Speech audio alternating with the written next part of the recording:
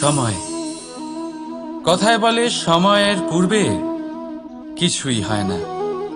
প্রতিটা ঘটনার একটা সময় থাকে। সময়ের আগে না সূর্যোদয় হয় আর না সূর্যাস্ত হয়।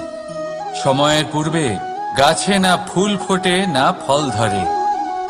কিন্তু একটা কথা ভেবে দেখুন, যদি বর্ষা আসার আগে কৃষক ভূমিকে না প্রস্তুত করে, বীজ রোপণ না করে, তাহলে কি ফসল ফলবে?